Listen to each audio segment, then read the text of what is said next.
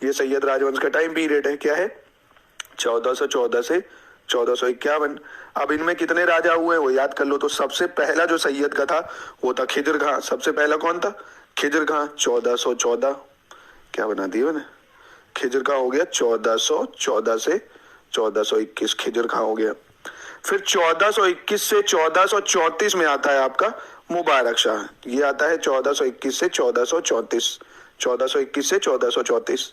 ठीक है। इसके बाद अगर बात करें मोहम्मद शाह की आती है बात, फिर आती है मोहम्मद शाह 1434 से 1443। लास्ट में आता है आपका आलम शाह 1443 से 1451, 1443 से 1451। कोई दिक्कत तो बता सकते हो। ठीक है, फिर से बता देता हूं। सबसे पहले खिजर का 1414 से 1421 पहला। दूसरा आता है आपका मुबारक शाह 21 से 34। ठीक है, 21 से 34। फिर आ जाता है आपका कौन? आलम शाह, नहीं मोहम्मद शाह 34 से 43। मोहम्मद शाह हो गया 34 से 1434 से 1443।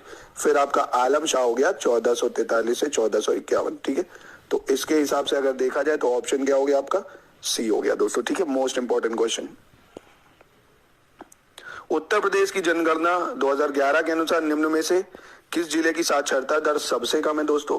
तो सबसे कम साक्षरता दर दोस्तों है आपकी श्रावस्ती की। किसकी है? श्रावस्ती की। ठीक है, उसके बाद बहराइच, बलरामपुर, ये सब आते जाते हैं। ठीक है, चलिए। 7 कह रहा है ग्वालियर विजय के बाद 1200 ईस्वी में इल्तुतमिश को किस इक्ता का पहला इक्तादार बनाया गया था, जो दिल्ली सल्तनत का सबसे महत्वपूर्ण इक्ता था दोस्तों? किसका बनाया गया था दोस्तों ग्वालियर विजय के बाद? तो ये बनाया गया था इक्ता सिस्टम बदायूं का। ठीक है, किसका? बदायूं का। अगर पूछ ले इक्ता सिस्टम चलाया किसने था, तो आप बताओगे इल्तुतमिश। क्या बताओगे? इल्तुतमिश। ठीक है, बदायूं का पहला इक्तादार इसको बनाया गया था। इंपॉर्टेंट है बहुत, सारे क्वेश्चन इसमें आपको महत्वपूर्ण ही मिलेंगे। चलो, उत्तर प्रदेश जनगणना 2011 के अनुसार जनसंख्या घनत्व की दृष्टि से लखनऊ का कौन सा स्थान है, ये बताना है आपको। लखनऊ कौन से नंबर पे आता है दोस्तों? ठीक है, जनसंख्या घनत्व समझते हो ना, पॉपुलेशन डेंसिटी के हिसाब से। ठीक है, तो लखनऊ का दोस्तों आएगा इसमें तीसरा स्थान। क्यों? क्योंकि पहला आ जाएगा, सबसे ज्यादा लोग रहते हैं गाजियाबाद में दोस्तों। कहाँ रहते हैं? गाजियाबाद में। कम एरिया में सबसे ज्यादा लोग रहते हैं, मक्खियों की तरह भिनभिनाते हैं, गाजियाबाद। दूसरा है दोस्तों हमारा प्यारा वाराणसी। ठीक है, वाराणसी। तीसरा आपका आ जाता है लखनऊ। ठीक है, चौथा भी पूछ ले तो भदोही बताओगे, पर इतना पूछेगा नहीं। ठीक है, 1 2 3 याद रखो, गाजियाबाद, वाराणसी और लखनऊ। ठीक है, पॉपुलेशन डेंसिटी में सबसे ज्यादा है, तो 3 हो जाएगा। क्वेश्चन 9 देखते हैं दोस्तों। निम्नलिखित वाक्यों पर विचार करें, नीचे दिए गए कूट का प्रयोग करके सही उत्तर का चयन करना है कि कौन सा इनमें से सही है। ठीक है, चलिए। तो सबसे पहले कह रहे हैं 1617 ईस्वी में शाहजहां ने धूम्रपान और तंबाकू के सेवन पर प्रतिबंध लगा दिया, पहली बात। दूसरी, 17वीं सदी के अंत तक तंबाकू पूरे भारत में खेती, व्यापार और उपयोग की मुख्य वस्तुओं में से एक बन गया था। तीसरा कह रहा है तंबाकू के पौधे को पहली बार पुर्तगालियों के माध्यम से भारत में लाया गया। ठीक है, इनमें से तीनों में से कौन सा ऑप्शन सही है? तो दोस्तों इसका जो है सिर्फ ऑप्शन बी और सी सही होगा। कारण ये है 1617 ईस्वी में शाहजहां ने नहीं, अगर यहां पे जहांगीर होता, जहांगीर ने बैन करा था। ये इंपॉर्टेंट है, याद रखना। तंबाकू सेवन को किसने बैन कर दिया था? जहांगीर ने। बाकी ये दोनों ही सही है भैया, पुर्तगाली लाए थे इनको। ठीक है, चले। भारत सरकार अधिनियम 1935 ने 11 प्रांतों में से 6 में द्विसदनी प्रणाली की शुरुआत की थी। निम्नलिखित में से कौन से प्रांत उन प्रांत में नहीं थे, ये बताना है दोस्तों। ठीक है, तो ये काफी ज्यादा आसान क्वेश्चन है, आपने उसमें पढ़ा होगा पॉलिटी में। ठीक है, तो कौन से नहीं थे दोस्तों? एक चीज समझ लो, एक आपका बंगाल, बॉम्बे, मद्रास, बिहार, असम, यूनाइटेड प्रोविंसेस, यहाँ पे आपके क्या बनी थी? सरकारें इनकी बनी थी। कहाँ पे नहीं बनी थी? जहां मुस्लिम मेजोरिटी थी। तो कहने का मतलब है 11 में से 6 में नहीं बनी। वो कौन सी थी दोस्तों? नाम याद रख लो आप। सबसे पहले बॉम्बे, मद्रास, फिर आपका बिहार, असम, यूनाइटेड प्रोविंस, ठीक है, और आपका बंगाल। ठीक है, 6 थी आपके। तो इनमें से कहां पे नहीं बनी? बहुत आसान हो गया पहचानना। कहां नहीं बनी? ओडिशा में नहीं बनी, क्योंकि भाई मद्रास, असम, संयुक्त प्रांत मतलब यूनाइटेड प्रोविंस, बॉम्बे, ठीक है, बंगाल, इन सब में बनी। ठीक है, आसान था, ओडिशा में नहीं बनी। चलो 11 देखते हैं। पुराण और उसकी रचना स्थल, इनकी मैचिंग करनी है दोस्तों। ठीक है, पुराण और उनके रचना स्थल। तो सबसे पहले ब्रह्म पुराण की अगर बात करें तो ब्रह्म पुराण दोस्तों कहाँ पे उसका रचना स्थल है, तो ब्रह्म पुराण का है गोदावरी और उत्कल प्रदेश, तो ये बिल्कुल सही है पहला। अग्नि पुराण की अगर बात करेगा दोस्तों तो अग्नि पुराण बंगाल में हुआ है, लिखा गया है, मतलब उसका रचना स्थल बंगाल है अग्नि पुराण का। वामन पुराण दोस्तों तो ये कुरुक्षेत्र मंडल है, और गरुड़ पुराण मिथिला, ठीक, अपरिचित मूवी वाला गरुड़ पुराण, तो इसका ऑप्शन सी हो जाएगा, ठीक है, इंपॉर्टेंट है, ये भी आपको मिलेगा नहीं जल्दी कहीं। चलिए फिर से देखते हैं हम लोग क्वेश्चन नंबर 12। तो दोस्तों अगर देखो आपको पिक्सल कम रखा हो ना तो यहाँ सेटिंग से जाके रेजोल्यूशन को बढ़ा लो, एक्चुअली 720 कर लो, 360 कर लो, 1080 कर लो, जो सही लगे आपको, ठीक है। चलिए 17वीं उत्तर प्रदेश के वन सर्वेक्षण रिपोर्ट 2021 के संदर्भ में सही विकल्प चुनना है दोस्तों, कौन सा सही है, ठीक है। चलिए उत्तर प्रदेश में वन आवरण तथा वृक्ष आवरण का कुल क्षेत्रफल 3889 वर्ग किलोमीटर है। अब आपको अगर ये डाटा में दिक्कत आ रही होगी, अगर याद नहीं होगा, उत्तर प्रदेश में वन आवरण तथा वृक्ष आवरण का कुल क्षेत्रफल उत्तर प्रदेश के कुल भौगोलिक क्षेत्रफल पर 9.23% है। उत्तर प्रदेश में वन आवरण का कुल क्षेत्रफल 1487.89 वर्ग किलोमीटर है। तो दोस्तों ये तीनों ही सही है। देखो अमूमन एक चीज ध्यान रखना, जब भी इस टाइप का डाटा बेस्ड क्वेश्चन आता है ना, वो 95% देखा जाता है सही ही होता है, क्योंकि इतना डाटा आयोग समझता है कि याद नहीं होगा किसी को, तो वो सही ही देता है, ठीक है। तो एक ट्रिक होती है ये, हालांकि 5% नहीं भी हो सकता, तो आप लोग मुझे क्लेम करोगे। फिलहाल ये डाटा याद कर लो, इस बार की रिपोर्ट है ये फॉरेस्ट की, तो इंपॉर्टेंट भी, ठीक है। चलिए क्वेश्चन 13, किस अधिनियम ने भारत के गवर्नर जनरल में सभी नागरिक और सैन्य शक्तियां निहित कर दी थी?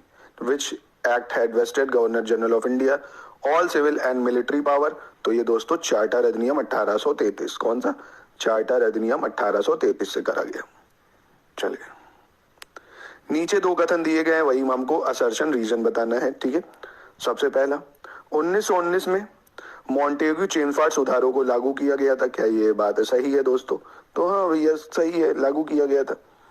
अब इसमें कह रहे हैं सुधारों, मॉन्टेग्यू चेमफोर्ड सुधारों को ब्रिटिश सरकार द्वारा संसदीय शासन को लागू करने के उद्देश्य से लागू किया गया था, तो दोस्तों ये गलत है, क्योंकि मॉन्टेग्यू चेमफोर्ड सुधार जो था उसका उद्देश्य था द्विसदनी प्रणाली को लागू करना। द्विसदनी मतलब दो हाउसेस को लागू करना है ना, बाइकैमरल सिस्टम लाना, इसका मेन काम था बाइकैमरल लोअर हाउस और अपर हाउस लाना, ठीक है।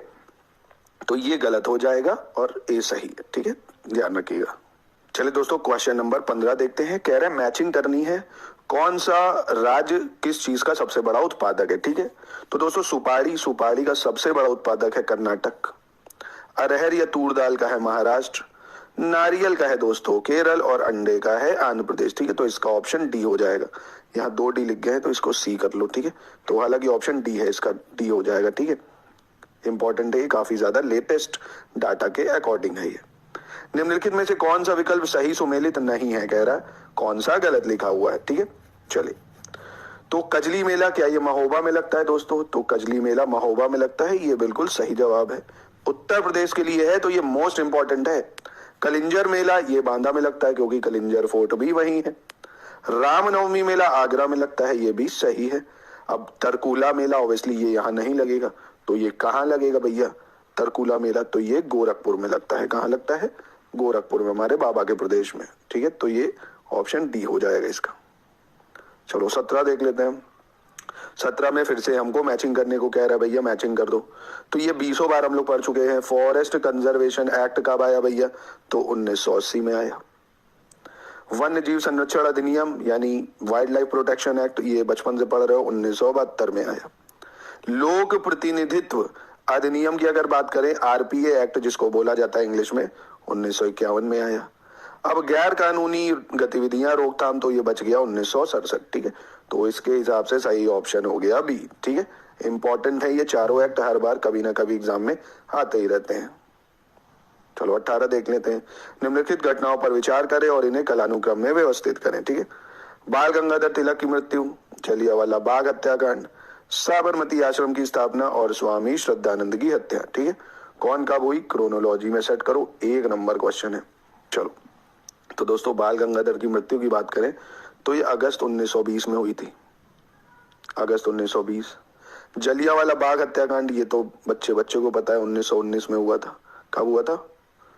एक सेकंड, ये 1920 हो गया और आपका जलियांवाला बाग 1919 हो गया। साबरमती आश्रम की स्थापना दोस्तों 1916 में हुई थी, ठीक है। और आपके स्वामी श्रद्धानंद की हत्या ये हुई थी आपकी 26 दिसंबर, नहीं दिसंबर 1926 के आसपास ही हुई थी, श्योर नहीं हूं मैं दिसंबर में डेट, पर 1926 में हुई थी दिसंबर में, ये पक्की बात है, ठीक है। तो इसके हिसाब से अगर दोस्तों ऑप्शन देखोगे आप तो क्या बन गया, देखो 1920, 1919, 1916, 1926, ठीक है। तो इसके हिसाब से सही ऑप्शन हो गया सी, ठीक है। कोई दिक्कत हो तो बता सकते हो, इंपॉर्टेंट है, डेट याद रखना। वातावरण से किस गैस को अवशोषित करने वाले प्राकृतिक अवशेषों को कार्बन सिंक की संज्ञा दी जाती है।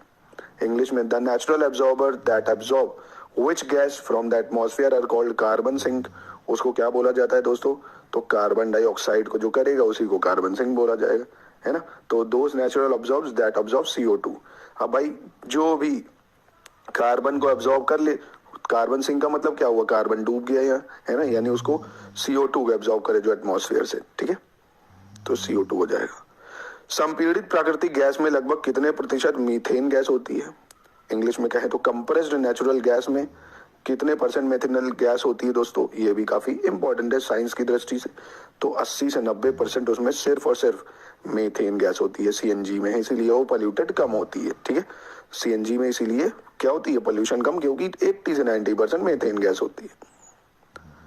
Pakistan or the partition of India, Pakistan या और the partition of India annihilation of caste, इस बुक के ऑथर कौन थे दोस्तों, ठीक है, बहुत ही फेमस बुक है। तो ये वन एंड ओनली बाबा साहब ने लिखी थी दोस्तों, पाकिस्तान एनिहिलेशन ऑफ कास्ट, ठीक है, इंपॉर्टेंट बुक है। चलिए 22 कह रहा है निम्नलिखित में से कौन सी धातु अत्यधिक अभिक्रियाशील है। तो ये मैंने लास्ट लेक्चर में भी आपको उस टेस्ट में बताया था भैया, केदारनाथ का माली आलू जरा पी के पकाता है करके रिएक्टिविटी सीरीज पढ़ाई थी। तो देखो सबसे रिएक्टिव क्या होता है दोस्तों, पोटेशियम, पर यहाँ पोटेशियम है नहीं है। उसके बाद सोडियम, तो सोडियम मिल रहा है तो सोडियम हो गया, है ना। तो सबसे ज्यादा अभिक्रियाशील यही होता है, क्योंकि डाउन द ग्रुप ऐसे रिएक्टिविटी सीरीज डिक्रीज होती जाती है। प्लैटिनम, गोल्ड, ये सब सबसे नीचे पाए जाएंगे, तो सोडियम हो जाएगा, ठीक है। 23 large hydro power project are of generally above how many megawatt. कहने का मतलब है वृहत जल विद्युत परियोजनाएं सामान्यतः कितने मेगावाट से अधिक होती हैं दोस्तों, तो ये होती हैं 25 मेगावाट से अधिक। कितनी होती हैं, 25 मेगावाट की जो भी ऊपर होती है उनको क्या बोला जाता है, लार्ज हाइड्रो पावर प्रोजेक्ट। क्या बोला जाता है, large hydro power project. Factual data है, याद रखिएगा। चलिए, द अर्क Mridula is famous variety of which of the following fruit. Hindi में कहें तो अर्का मृदुला किस फल की एक प्रसिद्ध किस्म है दोस्तों, तो ये आपकी किसकी है, गुआवा, मतलब अमरूद की एक बहुत ही फेमस फसल है अर्क मृदुला। अभी रिसेंट में इसको GI टैग भी शायद मिला है ना, तो इसको याद रखना, अर्का मृदुला। चलो 25 देखते हैं, निम्नलिखित में से कौन सा विकल्प सही सुमेलित नहीं है, कह रहा है, ठीक है। PSU मतलब फुल फॉर्म बताना है, PSU का क्या पावर सप्लाई यूनिट होता है। CRT का क्या कैथोड रे टर्मिनल होता है। SATA का सीरियल एडवांस टेक्नोलॉजिकल अटैचमेंट और PNG का पोर्टेबल नेटवर्क ग्राफिक्स। तो इस तरह के क्वेश्चन आने लगे हैं, बहुत ज्यादा फुल फॉर्म पूछने लगा। तो मेरे प्यारे भाई, मेरे समीक्षा अधिकारी भाई, कैथोड रे टर्मिनल नहीं होता है, कैथोड रे ट्यूब होता है। CRT क्या होता है, कैथोड रे ट्यूब होता है। बाकी तीनों बिल्कुल सही है, ठीक है। तो इस पर थोड़ा फोकस करना, पूछ लेता है इस टाइप के क्वेश्चन भी। APS में फुल फॉर्म आया है, नास्कॉम का आया, UIDAI का आया है ना, तो आने लगे हैं फुल फॉर्म। चलिए, हाल ही यही बताना है, सही विकल्प का चयन करना है 26 में, कौन सा विकल्प सही है। हाल ही में केंद्र सरकार ने कर अनुपालन में सुधार के लिए वर्ष 2023 में मेरा बिल मेरा अधिकार योजना नामक एक चालान प्रोत्साहन योजना शुरुआत की है। तो ये बिल्कुल सही हो जाती है दोस्तों, ठीक है, बहुत इंपॉर्टेंट है ये। इस योजना का उद्देश्य आम जनता के व्यवहार में बदलाव लाना है, ताकि वे समस्त विक्रेताओं से बिल मांगने को अपना अधिकार और हक मानना शुरू करें। तो ये भी बिल्कुल सही है दोस्तों, ये दोनों ऑप्शन सही है।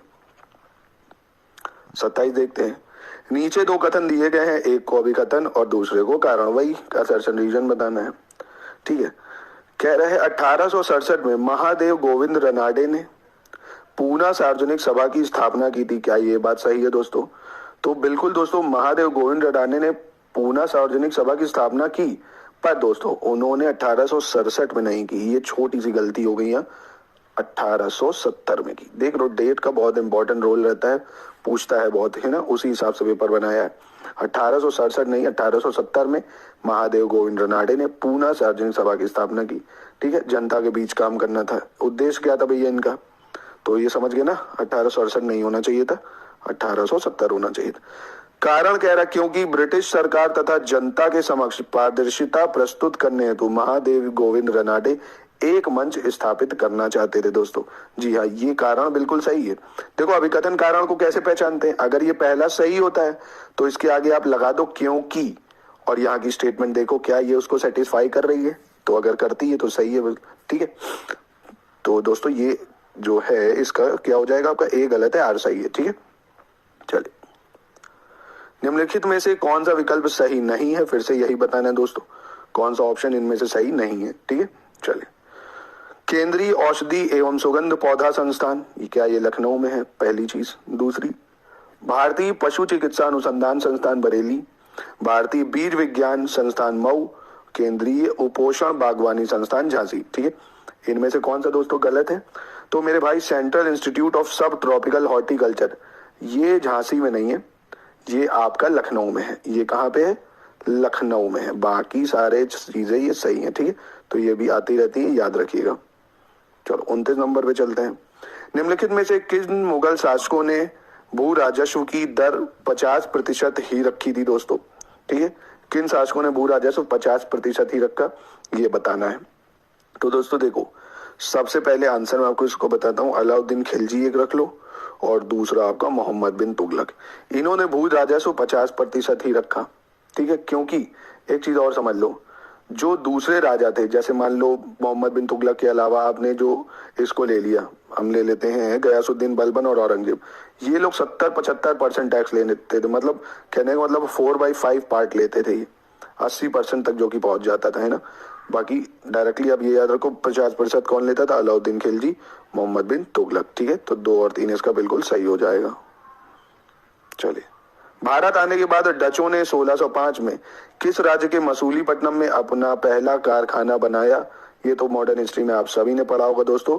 कहाँ पे बनाया था, आंध्र प्रदेश में। कहाँ पे बनाया था, आंध्र प्रदेश में मसूलीपट्टनम में। ठीक है, अपना पहला कारखाना आंध्र प्रदेश मसूलीपट्टनम में। चलिए दोस्तों क्वेश्चन नंबर देखते हैं 31। कह रहा है लोक कढ़ाई का निम्नलिखित में से कौन सा पारंपरिक रूप भारत के उत्तरी पूर्वी राज्य में प्रचलित है, कौन सा traditional form of folk embroidery north east state में चलता है दोस्तों। तो मेरे दोस्त मेरे भाई फुलकारी, ये सुना होगा आपने, पंजाब में है। शामिलामिलाम ये शामिलामी वाला नहीं है, शामिलामी ये आपका मणिपुर में चलता है, ये बहुत फेमस है, एग्जाम के लिए बहुत इंपॉर्टेंट है, ये मणिपुर में है। ठीक है, ठीक है। कारचोबी की बात करें तो कारचोबी राजस्थान में है, देख कसूती कर्नाटक में है, ये कर्नाटक हो गया। ठीक है, तो आसान था, शामिलामी मणिपुर। ठीक है, ये भी याद रख लो, पंजाब कारचोबी हो गया आपका राजस्थान, कसूती कर्नाटक। ठीक है, चल आगे बढ़ते हैं और क्वेश्चन नंबर 32 देखते हैं। साहगौरा कॉपर प्लेट इंस्क्रिप्शन के हिसाब से कौन सी चीजें सही है, तो ये यार ये लाखों बार ये साहगौरा पिलर इंस्क्रिप्शन आ चुका है पेपरों में, इसको एकदम रटा होना चाहिए आपको, बहुत ज्यादा एग्जाम के लिए ये इंपॉर्टेंट है। ठीक, तो यह अभिलेख गुप्त काल से संबंधित है जो अकाल राहत प्रयासों का वर्णन करता है, पहली चीज। दूसरी, यह अभिलेख उत्तर प्रदेश के गोरखपुर जिले में स्थित है दोस्तों। कौन सी इसमें से बात सही है दोस्तों, ये बात बतानी है। तो एक चीज ध्यान रखो दोस्तों, यह अभिलेख गुप्त काल से नहीं संबंधित है, ये गलत है। यह अभिलेख मौर्य काल से संबंधित है। ठीक है, मौर्य काल से, पहली बात। और उत्तर प्रदेश जिले में है, तो ये तो बिल्कुल सही है। ठीक है, तो इसके लिए कौन सा सही हो जाएगा, ये सही है, ये गलत है क्योंकि गुप्त काल से नहीं संबंधित है। यह ताम्रपद अभिलेख जो है ये मौर्य अभिलेख है। ठीक है, चलिए इसको याद रखिएगा। अपीको शब्द चिपको का पर्यायवाची है, किस भाषा से लिया गया है दोस्तों। जो अपीको मूवमेंट भी सुना होगा आपने, है ना, तो ये अपीको जो है किस भाषा से लिया गया है दोस्तों, तो ये जो है अपीको आपका कन्नड़ भाषा से लिया गया है। किससे लिया गया है, कन्नड़ से, क्योंकि ये आंदोलन जो है, अपीको आंदोलन याद है ना आपको, पांडुरंग हेगड़े के नेतृत्व में कर्नाटक में चिपको आंदोलन की तर्ज में शुरू किया गया था, ठीक है। जैसे कर्नाटक, वहां चिपको आंदोलन चल रहा था, उसी की तर्ज पे अपीको आंदोलन चल रहा था आपका कन्नड़ में, मतलब कहने का मतलब है कन्नड़ भाषा से लिया गया है, कर्नाटक में अपीको चल रहा था, ठीक है। तो ये दोनों ही चीजें याद रखनी पड़ेंगी आपको।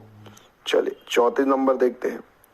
2018 में शुरू की गई संपन्न योजना का प्रमुख उद्देश्य क्या है दोस्तों? ये इंपॉर्टेंट योजना है आपके एग्जाम के लिए भी, ठीक है। कौन सा इसका मुख्य उद्देश्य है आपको ये पहचानना है। विधवा महिलाओं को आत्मनिर्भर बनाना था, पहली बात। किसानों को उनके लिए कर्ज मुक्ति दिलाना था, दूसरी चीज। देश की हर एक लड़की को शिक्षित करना। तो दोस्तों संपन्न योजना का इनमें से कोई भी सही प्रयोजन नहीं है। क्यों नहीं है वो समझिए। पहली चीज, एक सेकंड, क्योंकि दोस्तों इसका जो मुख्य उद्देश्य था वो उद्देश्य था कि दूर संचार जो होता है आपका, मतलब जो टेलीफोन, बीएसएनएल इन सब में काम करते थे, उनकी पेंशनों के लिए रखा गया था दोस्तों संपन्न योजना, कि उनकी टाइम पे पेंशन की डिलीवरी हो जाए, ठीक है। तो ये इतना एग्जाम रेलेवेंट आपके लिए नहीं कह सकते हो क्योंकि काफी पुराना है ये, ठीक है। चलिए 35, बंगाल पर ब्रिटिश विजय से पहले एशिया से ब्रिटिश आयात में लगभग कितने प्रतिशत वस्तुएं बंगाल की होती थी? तो दोस्तों ये तो बहुत इंपॉर्टेंट है क्योंकि सबसे ज्यादा ट्रेड तो बंगाल के लिए ही लोग मर ही रहते जितने भी यूरोपियन है। तो दोस्तों कहने का मतलब है 60% ट्रेड जो था वो ईस्ट इंडिया कंपनी का वो यहीं से ही होता था, ठीक है। 60% जो है वो यहीं से इंपोर्ट होता था, ठीक है। चलिए प्रधानमंत्री उज्ज्वला योजना, ये इस बार भी बहुत न्यूज में है क्योंकि इसको शायद 6 साल हो गए, 7 साल। 1 मई 2016 को उत्तर प्रदेश राज्य के किस जिले से शुरू करी गई थी दोस्तों? तो ये भी बहुत इंपॉर्टेंट है दोस्तों। ये उज्ज्वला योजना ये शुरू गई थी आपके कौन से राज्य से? बलिया डिस्ट्रिक्ट से, क्योंकि अभी इसके शायद कुछ हजारवें या कुछ हुआ है तो अभी फिर से वहीं से शुरू हुआ है। तो ये न्यूज में है, आ सकता है, ठीक है। बलिया से शुरू हुई थी, उत्तर प्रदेश से एक तो और इम्पोर्टेंट हो जाती है, ठीक है। तो ये बलिया जिले से शुरू हुई थी 2016 में। पता है ना ये है क्यों? तो जो भी दोस्तों बीपीएल परिवार था उसको एलपीजी 1600 रुपए पर दिलाई जाएगी, ठीक है। एलपीजी पर 1600 रुपए की वित्तीय सहायता मिलती थी। चलिए द सासाकावा पुरस्कार किस अंतरराष्ट्रीय संगठन द्वारा दिया जाता है दोस्तों? सासाकावा प्राइज कौन सी इंटरनेशनल ऑर्गेनाइजेशन देती है दोस्तों? तो ये देती है आपकी यूएनईपी। कौन देती है? यूएनईपी, संयुक्त राष्ट्र पर्यावरण कार्यक्रम, यानी ऑप्शन बी हो जाएगा इसका, ठीक है। सासाकावा प्राइज दिया जाता है ये। चलिए आगे देखते हैं। अब ये यूएनईपी देता तो पर्यावरण संरक्षण के लिए हो गए, तो पता ही होगा आपको। चलो 38 नंबर देखते हैं। निम्नलिखित में से सही विकल्प का चयन करना है दोस्तों, कौन सा सही है? हाल ही में राजस्थान सरकार ने विज्ञान और प्रौद्योगिकी विभाग के माध्यम से राजस्थान के मेहसाणा में भारत के लिए पहली सैटेलाइट नेटवर्क पोर्टल साइट स्थापित करने के लिए one web India communications private limited के साथ एक समझौता ज्ञापन हस्ताक्षर किया है, पहली चीज। दूसरा कह रहा है हाल ही में अंतरिक्ष अन्वेषण में वैश्विक अग्रणी कंपनी वोएगर स्पेस, कौन सी? वोएगर स्पेस को इसरो की वाणिज्यिक शाखा न्यू स्पेस इंडिया लिमिटेड के साथ एक समझौता ज्ञापन पर हस्ताक्षर किया है। तो दोस्तों एक चीज समझ लो, ये दूसरा तो बिल्कुल सही है, पहला जो है वो राजस्थान सरकार नहीं है दोस्तों, वो गुजरात सरकार है। कौन है? गुजरात सरकार ने ये करा है, या राजस्थान की जगह गुजरात होना चाहिए, ठीक है। तो ये इंपॉर्टेंट है, काफी ज्यादा न्यूज में रहा है ये, ठीक है। चलिए दोस्तों क्वेश्चन नंबर 39 देखते हैं। कह रहा बंगाल के निम्नलिखित शासकों में किसने बंगाल के क्षेत्र पर सबसे कम समय तक शासन किया? दोस्तों बहुत बढ़िया क्वेश्चन है, बंगाल के गवर्नर जनरल अगर आपने पढ़ा होगा तो। दोस्तों देखो मुर्शीद कुली खान जो है ये 1700 में बनता है दीवान वहां का, और 1727 तक रहता है, 1700 से 1727 तक रहता है, यानी 27 साल। अब इसके बाद इसका दामाद जो होता है सुजाउद्दीन, ये इसका दामाद होता है, ये आपका राज करता है 1700, दामाद आता है इसमें 1739 तक, ठीक है। 27 से 39, ठीक है, 1700 ही है ये। अब इसके बाद सबसे कम समय के बाद 1 साल के लिए सिर्फ आता है सरफराज खान, 1739 से 40, महज 1 साल के लिए। क्योंकि अली वर्दी जो खान है ये 1756 तक राज करेगा, 1740 से ना। तो इन शॉर्ट कहने का मतलब है सरफराज खान बहुत कम समय, बस 1 साल के लिए, 39 से 40, ठीक है, बहुत इंपॉर्टेंट है। अब मैं इसी में एक क्वेश्चन आपके अगर ऐड कर दूं, कौन अंतिम नवाब था बंगाल का जिसको मुगल एम्पायर ने अपॉइंट करा था? बहुत बार आया हुआ है, मोस्ट इंपॉर्टेंट है, जरा बताओ अगर पता हो तो। चलो, कह रहे हैं लिथोट्रिप्सी एक ऐसी प्रक्रिया है जो शरीर के किस हिस्से में बनी पथरी को तोड़ने के लिए शॉक वैक्स का उपयोग करती है दोस्तों, ठीक है। कौन सी भैया, ये कहां पे बनती है लिथोट्रिप्सी, कौन सी प्रक्रिया है, शरीर के किस हिस्से में बनती है दोस्तों? तो ये आपके रक्त में बनती है या किडनी में बनती है ना। Lithotripsy is a procedure that uses shock waves to break up stone that have formed in which part of the body। अब बताओ ना, अगर आपकी किडनी में पथरी फंस जाती है तो एक लेजर ऑपरेशन के थ्रू उसको तोड़ा जाता है ना, तो वो किडनी में होता है। वैसे तो कहते हैं कि बूम बीरा या हार्ट बियर पी लो तो निकल भी जाती है, पता नहीं ऐसा क्या है। आप लोगों ने ट्राई किया क्या दोस्तों? वैसे इंजूरियस है, ये कभी मत करिए, ये सब आप लोगों को सिर्फ आदमी गलत राहों पे ले जाने के लिए ऐसा बोलता है, ऐसा कुछ नहीं होता है। चलिए, निम्नलिखित में से किसने वर्ष 1956 में international society for tropical ecology की स्थापना की थी दोस्तों, ठीक है, किसने करी? तो ये दोस्तों ना ही चार्ल्स डार्विन, ना ही एम एस स्वामीनाथन, ना ही नॉर्मन बोरलॉग। इसकी स्थापना, इसका तो आंसर पहले समझ लो, डी हो जाएगा। इसकी स्थापना जो है बहुत इंपॉर्टेंट है, रामदेव मिश्रा ने करी है, रामदेव मिश्रा ने, रामदेव मिश्र, ठीक है, इसको याद रखिएगा, रामदेव मिश्र ने करी थी, बहुत इंपॉर्टेंट है, एग्जाम में आ सकता है, ठीक है। इनको father of ecology in India भी बोला जाता है, अगर आपको पढ़ा हो, father of ecology in India Ramdev Mishra, ठीक है। चलिए, अलीनगर की संधि के संदर्भ में कौन सा कथन सत्य है दोस्तों, ये बताना है, ठीक है। चलिए, तो सबसे पहले प्लासी की लड़ाई से पहले फरवरी 1757 में बंगाल के नवाब सिराजुद्दौला और ईस्ट इंडिया कंपनी के बीच अलीनगर संधि पर हस्ताक्षर किए गए पहली स्टेटमेंट। इस संधि में अंग्रेजों का प्रतिनिधित्व रॉबर्ट क्लाइव और एडमिरल चार्ल्स वॉटसन कर रहे थे दोस्तों। कौन सा स्टेटमेंट सही है? तो ये मेरे भाई दोनों ही स्टेटमेंट बिल्कुल सही है, ठीक है, क्योंकि प्लासी की जो बैटल है जो फरवरी 1757 में हो रही थी, वो नवाब सिराजुद्दौला और ईस्ट इंडिया कंपनी के बीच अलीनगर की संधि पर हस्ताक्षर करने से पहले हुआ था, ठीक है। तो ये याद रखिए, दोनों ही सही है स्टेटमेंट। चले, क्वेश्चन 43 देखते हैं। मिश्र धातु में यदि कोई एक धातु डैश है तो मिश्र धातु को अमलगम कहा जाता है। कहने का मतलब है इंग्लिश में, if any one metal in the alloy is dash then the alloy is called amalgam, ठीक है। तो एक चीज समझो दोस्तों, एमलगम का मतलब क्या होता है? जब भी मेटल में, ठीक है, मरकरी ऐड कर दो तो वो एमलगम बन जाती है, यानी पारा, क्या हो जाता है? पारा हो जाता है, ठीक है। चलिए, साइंस से अच्छा क्वेश्चन था ये। भारत वन स्थिति रिपोर्ट 2021 के अनुसार कार्बन स्टॉक के मामले में निम्नलिखित में से कौन सा राज्य पहले स्थान पर है भैया कार्बन स्टॉक के मामले में? लेटेस्ट रिपोर्ट है, ये इंपॉर्टेंट हो जाएगा काफी ज्यादा। तो ऑब्वियसली दोस्तों अरुणाचल प्रदेश ही रहता है ये अमूमन, ठीक है। उसके बाद सबसे ज्यादा आता है कार्बन स्टॉक एमपी में, क्योंकि एमपी में भी फॉरेस्ट बहुत ज्यादा है, ठीक है। और फिर शायद छत्तीसगढ़ है, तो ये दो तो है, एमपी पहला अरुणाचल है, दूसरे पे एमपी है, तीसरे पे छत्तीसगढ़ है, ठीक है, याद रखिएगा इसको, लेटेस्ट रिपोर्ट के हिसाब से 2021 के हिसाब से। 45, भारतीय सिविल सेवा अधिनियम 1861 के संदर्भ में कौन सा कथन सही है, ये बताना है दोस्तों, ठीक है। कौन सा कथन इनमें से बिल्कुल सही है? प्रारंभ में प्रशासनिक सेवाओं में भर्ती के लिए आयु 23 वर्ष थी, पहली बात।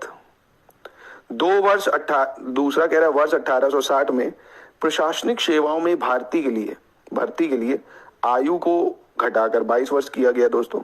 तो मेरे भाई ये दोनों ही सही है, ठीक है, ये दोनों ही ऑप्शन सही हो जाए, क्योंकि पहले 23 साल थी, फिर उसको घटा के 22 साल करा गया था, ठीक है। और अगर एक चीज और मैं पूछ लूं, इसमें सबसे पहले भारतीय कौन थे जो सिविल सेवा में सिलेक्ट हुए? तो आपको पता होगा सत्येंद्र नाथ सिन्हा, 1863 में सत्येंद्र नाथ सिन्हा, नाम याद रखना, ठीक है। सत्येंद्र नाथ टैगोर है, ठीक है, Satyendra Nath Tagore Indian civil services में सफलता पाने वाले शायद पहले भारतीय थे, ठीक। तो शायद क्या थे, सत्येंद्र नाथ सिन्हा नहीं, सत्येंद्र नाथ टैगोर, ये दोनों ही सही है, ठीक है। चलिए, वस्तु एवं सेवा कर परिषद से संबंधित प्रावधानों को संशोधित किया जा सकता है। इंग्लिश में कहें तो goods and service tax councils can be amended bye संसद के साधारण बहुमत से, संसद के विशेष बहुमत से, संसद के विशेष बहुमत और राज्यों की स्वीकृति से, ठीक है। तो ये बताना है इनमें से कौन सा एकदम सही होगा। तो दोस्तों आप देखिए, वस्तु एवं सेवा कर जो जीएसटी है, ये पहली चीज राज्यों से भी तो संबंधित है, ये बनी ही थी। कैसे बनी थी भैया? उस time special majority plus half of the state की परमिशन चाहिए होती है, तभी जीएसटी बनेगा। क्योंकि आप टैक्स में जब भी परिवर्तन करोगे तो यही होगा, क्योंकि टैक्स जो है वो राज्य के पास भी जाता है, केंद्र के पास भी जाता है। सारा केंद्र ही ना रख ले, इसलिए राज्यों से भी राय ली जाती है। तो ऑप्शन सी हो जाएगा इसका, ठीक है, ये हो जाएगा सी। चलिए आगे बढ़ते हैं। निम्नलिखित में से कौन सा संस्थान कोलकाता पश्चिम बंगाल में स्थित है?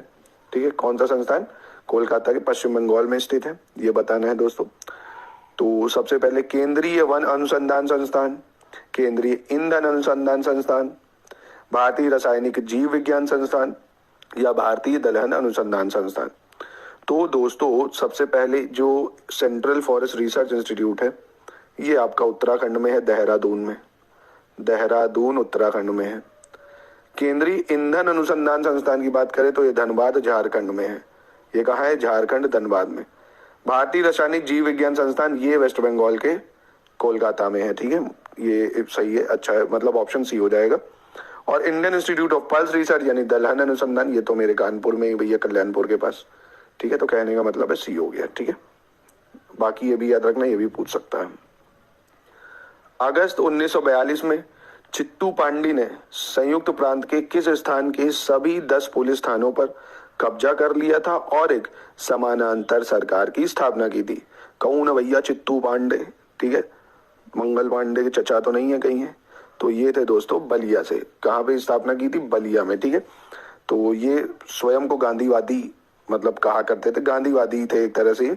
अगस्त 1942 में इन्होंने संयुक्त प्रांत में बलिया नामक स्थान पर 10 पुलिस स्टेशनों पर कब्जा कर लिया था और समानांतर सरकार बनाई थी, ठीक है। तो ये काफी अच्छा क्वेश्चन है, यूपी हिस्ट्री से आ सकता है, क्योंकि अमूमन ऐसे क्वेश्चन यूपी हिस्ट्री में आते हैं, आयोग पूछता है आरओ के लिए, ठीक है, कि जो राम प्रसाद बिस्मिल है उनको फांसी कहाँ हुई थी। उत्तर प्रदेश की हिस्ट्री से रिलेटेड काफी चीजें आती हैं। चलो मैचिंग करनी है भैया 49 में हमको कि कौन लेखक ने कौन सी पुस्तक लिखी है। तो धनपाल जी ने लिखी है आपकी तिलक मंजरी। कौन सी? तिलक मंजरी। सर्वसेन की बात करें तो सर्वसेन ने लिखी है हरि विजय। कौन सी? हरि विजय। और मयूर ने लिखी है आपकी सूर्य शतक और पतंजलि ने लिखी है महानंद। पतंजलि ने महानंद, ठीक है। तो 49 का ऑप्शन बी हो जाएगा।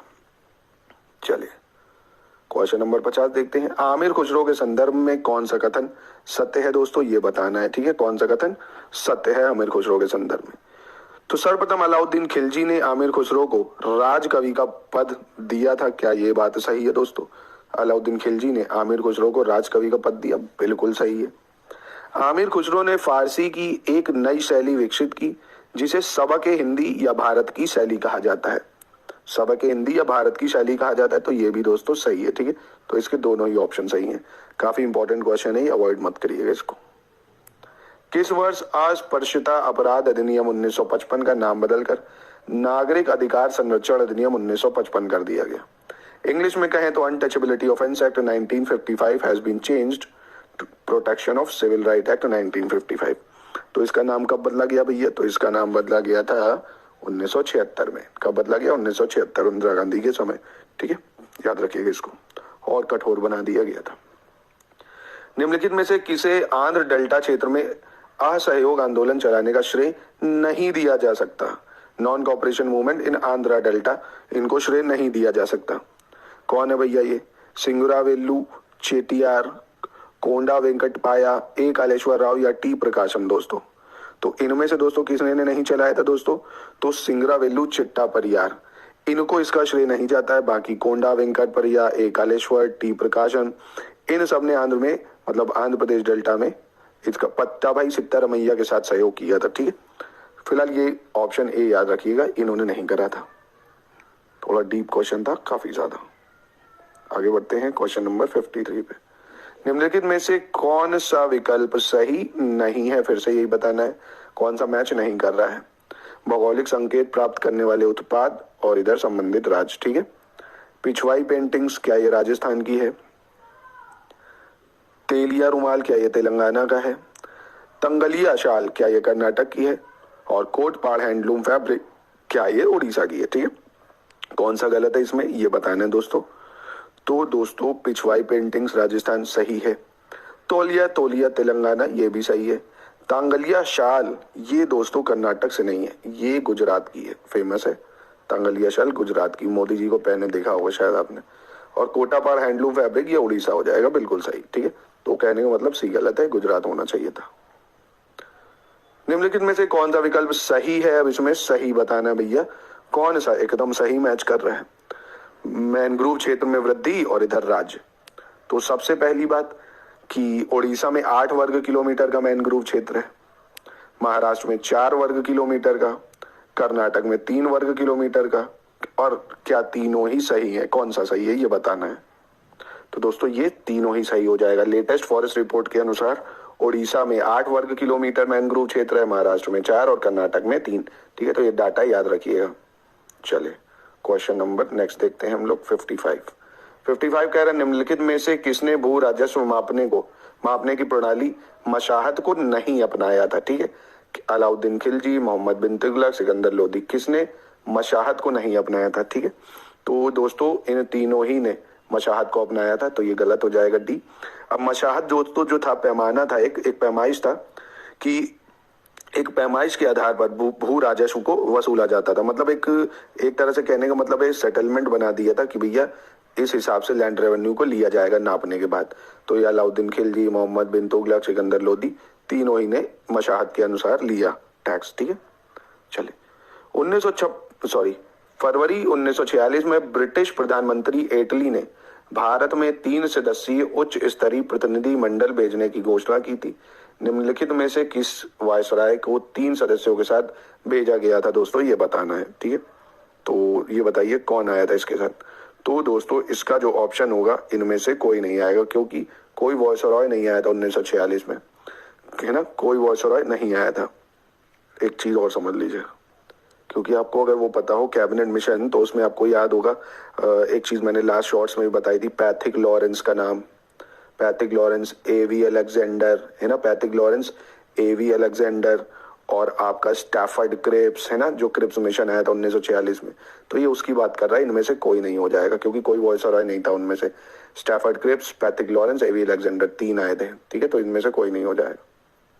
प्रकाश संश्लेषण की प्रक्रिया द्वारा वातावरण में मौजूद कार्बन डाइऑक्साइड से मुक्त होकर पौधे और मिट्टी में संग्रहित होने वाले कार्बन को क्या कहा जाता है दोस्तों, ये बताइए, क्या बोलते हैं उसको। तो उसको दोस्तों ग्रीन कार्बन बोला जाता है। क्या बोला जाता है? ग्रीन कार्बन, ठीक है। जो भी वातावरण में मौजूद होता है उसके बाद, ठीक है, प्रकाश संश्लेषण के बाद, तो वो ग्रीन कार्बन बन जाता है, ठीक है। निम्नलिखित में से कौन सा शब्द लैटिन भाषा से लिया गया है दोस्तों, ठीक है। कौन सा? मैंडमस, प्रोहिबिशन, नहीं प्रोहिबिशन तो है नहीं, mandamus, habeas corpus, quo warranto, certiorari, एक रिट्स और है, प्रोहिबिशन 5 रिट्स होती हैं, वही मेरे मुंह से निकल जाती है, रट जा सीखती हैं चीजें तो वही आती हैं। तो दोस्तों जो आपका हेबियस कॉर्पस है इसको लैटिन भाषा से लिया गया है, इसको हेबियस कॉर्पस। अब हेबियस कॉर्पस पता है ना, जब भी किसी को लीगली डिटेन कर लिया जाता है, मतलब बाद लो पुलिस ने आपको अरेस्ट कर लिया, कोर्ट में पेश ही नहीं किया, तो आप हेबियस कॉर्पस दायर करो कि भैया पुलिस कहाँ ले गई, इनको लाओ। चाहे वो प्राइवेट पर्सन हो या पुलिस, कोई भी किसी को डिटेन नहीं कर सकता। चलो, ब्रिटिश सरकार ने कब स्पष्ट किया था कि भारत की संविधान सभा द्वारा बनाया गया कोई भी संविधान देश के उन हिस्सों पर लागू नहीं हो सकता जो इसे स्वीकार करने को तैयार नहीं थे, ठीक है। तो ये बहुत ही अच्छा क्वेश्चन है। डेट बहुत आती है, कल एपीएस के एग्जाम में भी डेट बहुत ज्यादा आई है, ठीक है। जो आपका देखो चंद्रयान मिशन लॉन्च हुआ उसकी डेट, सूर्य मिशन लॉन्च हुआ जो आदित्य L1 उसकी डेट है ना, ये सब बहुत पूछ रहा है। तो डेट का बहुत मैटर होता है फैक्ट डाटा में। तो ये 3 जून 1947 को आया था, ठीक है, माउंटबेटन प्लान के बाद, ठीक है, 3 जून 1947 याद रखिएगा। चलिए, किस शासक के संरक्षण में आयोजित तीसरी बौद्ध परिषद में अभिधम्म पिटाका का संकलन किया गया था दोस्तों। तो दोस्तों इसका बहुत अच्छा मैंने आपको एक ट्रिक बताई थी, ठीक है। तो ये तो अशोका का था भैया, तीसरी बुद्धिस्ट काउंसिल। एक मैंने आपको ट्रिक बताई थी शॉर्ट्स में, RVPK, राजगिरी, वैशाली, पाटलिपुत्र, कश्मीर, है ना, 4 जगह हुई है, पहली, दूसरी, तीसरी, चौथी, है ना। RVPK AK RVPK AK मतलब अजात शत्रु, कालाशोक, अशोक, कनिष्क। फिर से बताता हूं, RVPK AK मतलब पहली बुद्धिस्ट काउंसिल राजगिरी में हुई अजात शत्रु के शासनकाल में, दूसरी वैशाली में हुई कालाशोक के शासनकाल में, तीसरी पाटलिपुत्र में हुई अशोक के शासनकाल में, चौथी कश्मीर में हुई कनिष्क के शासनकाल में। ठीक है, तो ये याद रखिएगा, अशोक हो जाएगा। चलिए भैया एक चीज और, कॉन्स्टिट्यूशन अमेंडमेंट रट लो, मोस्ट इंपॉर्टेंट एग्जाम में बहुत पूछने लगा है, लेटेस्ट ट्रेंड यही है ना, तो ये जरूर रट लो। लेटेस्ट तो जरूर याद रख लो, 100 से 105 के जो लेटेस्ट हैं, है ना, तो 105 जो हाल ही में हुआ है, जो 106 हुआ शायद, जो वुमेन रिजर्वेशन आया है, ईडब्ल्यूएस जो आया था 103 में, तो ये सब याद कर डालो। 61 क्वेश्चन कह रहे हैं, किस संशोधन अधिनियम के तहत प्रारंभिक शिक्षा को मौलिक अधिकार बनाया गया था? अरे बहुत आसान है दोस्तों, तो 86 कॉन्स्टिट्यूशन अमेंडमेंट एक्ट